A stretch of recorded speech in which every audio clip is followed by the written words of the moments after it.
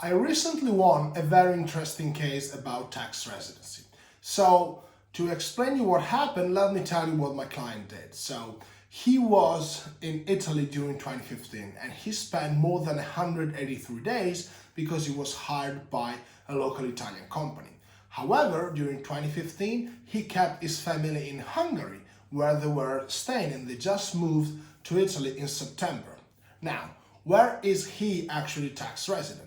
So the tax office said, well, I'm sorry, in 2015 he was a resident of Italy because he spent here more than 183 days. However, there is an EU directive that says the difference, so we appealed the decision. And the decision was very easily made by the Italian court, in which they said, hey, he's not a tax resident of Italy during 2015 because he kept his personal affairs in Hungary outside of Italy, and there is a prevalence of personal versus financial or economic interest as far as tax residency as long as he reverts back regularly.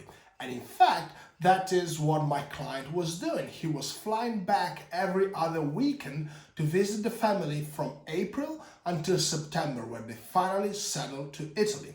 But the most important thing that this verdict says is that it doesn't matter the factual basis. It matters the voluntarity and the willingness of transferring your tax residency.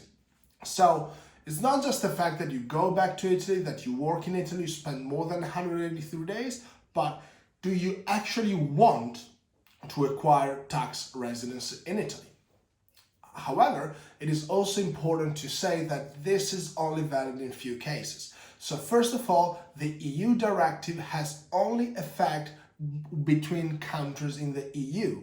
Then you need to be deemed as a tax resident of two or more EU countries at the same time based on their local regulation.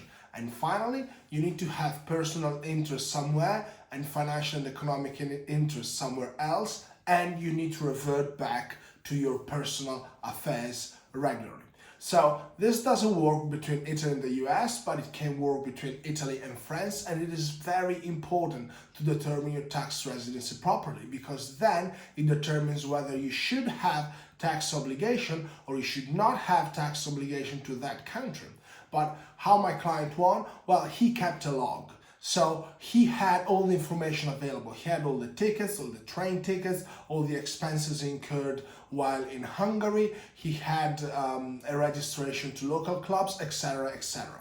Because you have to remember that the tax court does not allow any witness. They only want paper information.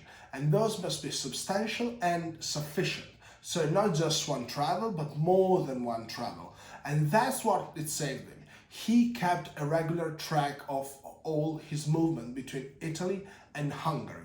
And you must also remember that unless there is a tax police investigation, the tax office only has information that are public in Italian and international register. So for instance, he couldn't get handle or dispute the travels, but he could definitely dispute any information that you, as a client, as a taxpayer, willingly provide to the tax office. So for instance, they said, well, in the Codice Fiscale application, he put the Italian address instead of the Hungarian address. So we think that he wanted to be resident of Italy because of that. Of course, the judge disregarded that, but wasn't that easier if he just put the Hungarian address? So that's what you have to bear in mind. The tax office has many information, but not every information. You should have more than them, but it's very important that you keep track of everything and keep a receipt of every movement you make if you want to prove that you are not a tax resident of Italy in any given year. And finally, the 183 days rule, it just doesn't matter. It's not what we are looking for. It's not what a tax office is looking after.